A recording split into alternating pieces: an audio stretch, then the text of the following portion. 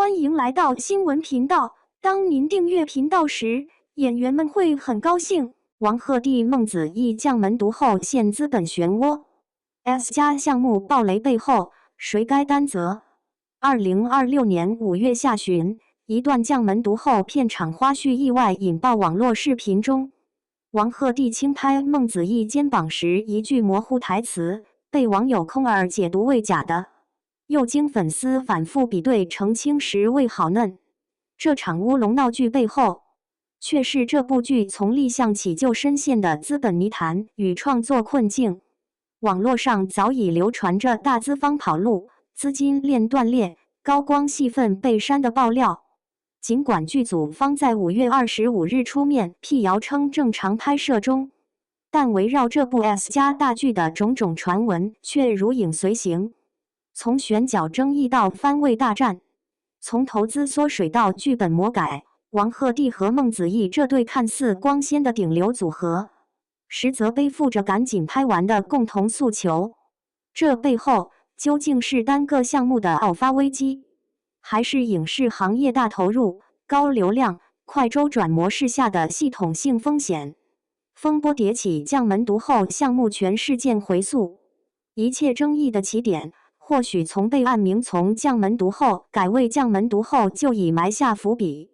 这部由王鹤棣、孟子义领衔主演的古装剧，于2026年2月20日在横店开机。开机当天，片方密集释放物料的流量操作就引发关注。10点整发布主演定妆照，10点10分上线双人海报，10点30分推送双人互动视频。10点40分提前公开王鹤棣单人视频，10点50分才发布孟子义单人视频。尽管双方据传签订了平番协议，但王鹤棣单人视频提前10分钟发布，被部分网友解读为暗戳戳一番暗示。这微妙的顺序差异，点燃了早已潜伏的番位战火。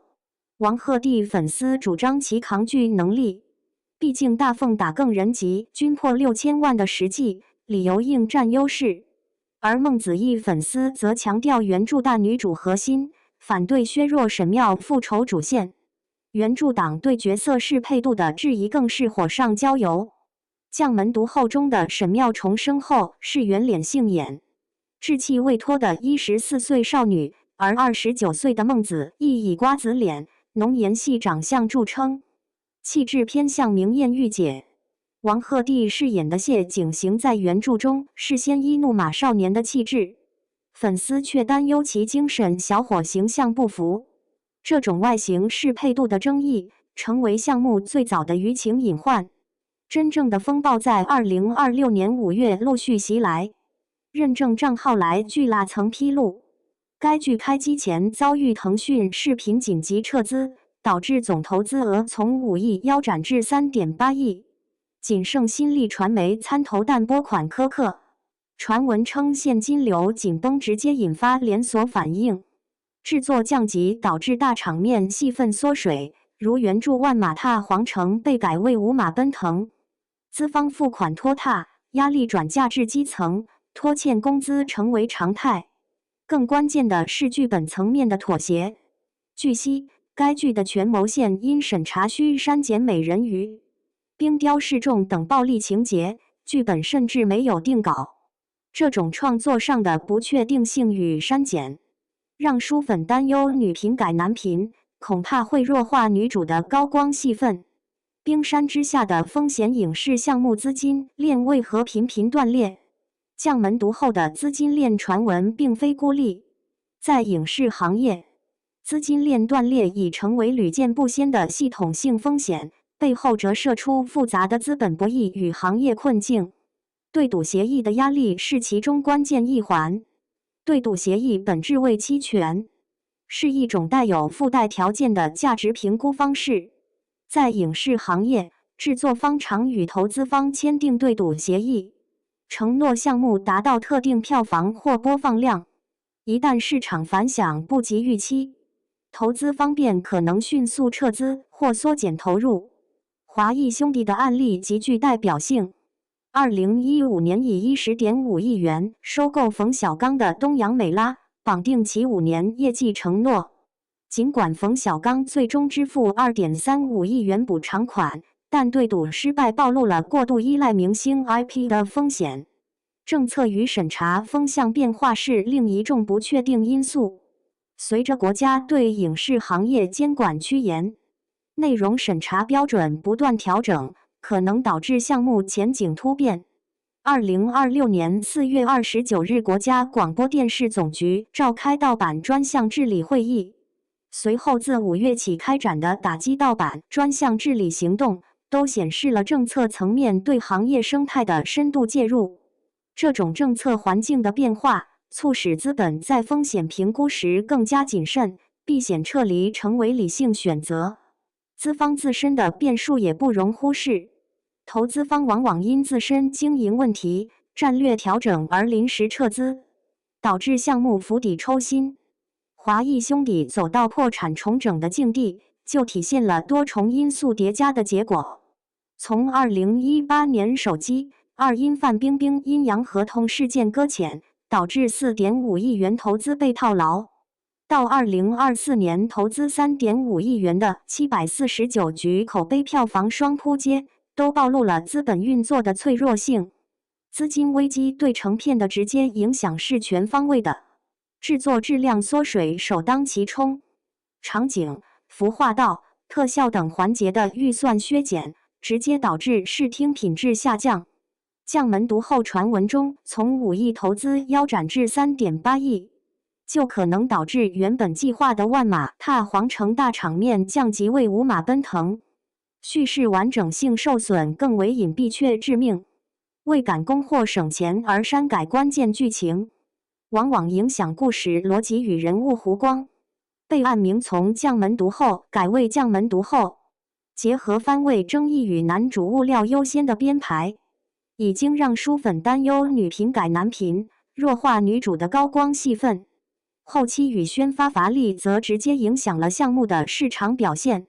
资金不足可能导致后期粗糙，宣发预算不足，在竞争激烈的剧集市场中失去先机。数据显示，2024年剧集市场上出现了33部评级为 S+ 的剧集，月均 S+ 项目 3.7 部。要在这样的红海中脱颖而出，充足的宣发资源不可或缺。风暴中心的演员顶流的博弈与坚守，在资本博弈的漩涡中，演员往往成为最直接的承受者。王鹤棣和孟子义在将门毒后片场的互动视频，无意中透露了他们的真实状态。只想赶紧拍完的共同诉求，反映了顶流演员在项目危机中的两难处境。应对策略的两难选择是演员面临的首要问题。坚持拍完已止损，是基于合约精神、职业生涯连贯性，避免更大违约风险的理性选择。演员一旦中途退出，不仅面临法律诉讼，还可能影响业内口碑。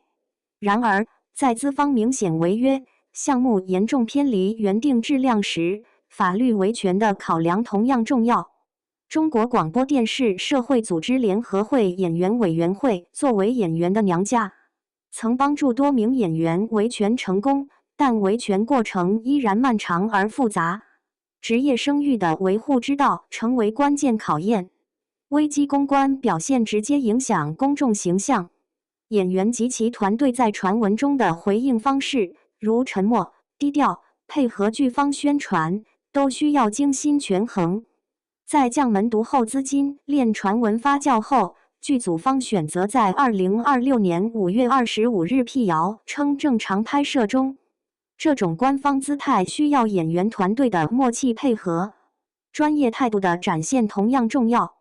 在困境中保持职业素养，完成拍摄工作，能够赢得业内口碑。王鹤棣和孟子义在片场的好嫩乌龙事件，反而意外展现了两人轻松自然的合作氛围。这种正面互动在一定程度上缓和了舆论压力。长远规划调整则是更深层的反思。此次经历如何影响演员未来对项目风险评估、合约条款的把控、可能成为他们职业生涯的重要转折。随着影视行业欠薪问题频发，数据显示演员片酬拖欠高达90%。建立更规范的合同条款和风险防范机制已成为行业共识。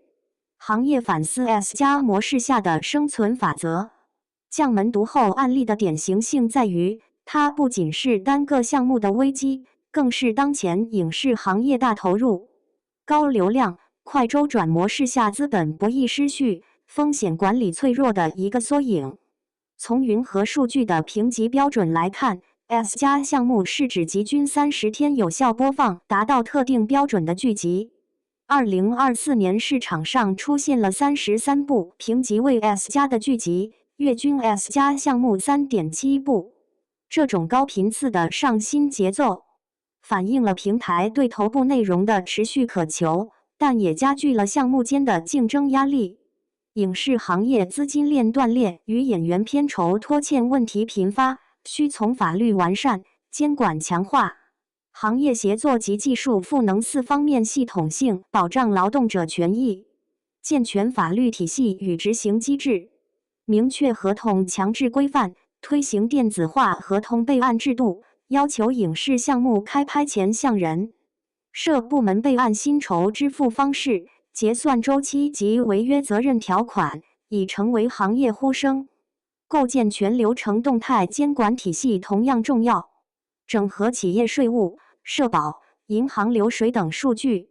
建立影视行业用工风险监测平台，对项目资金异常、合同违约率高的制片方实时预警，能够从源头防范风险。推动行业自律与保障创新则是内生动力，由行业协会牵头制定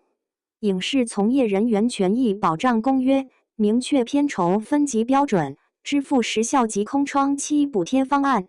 规范短剧等新兴领域薪酬规则，是行业健康发展的基石。技术赋能与公共服务提升提供了新的解决思路，开通全国统一的影视欠薪举报小程序，支持电子证据上传、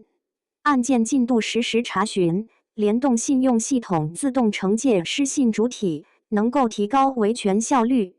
将门独后能否在经历一系列风波后顺利播出并达到市场预期？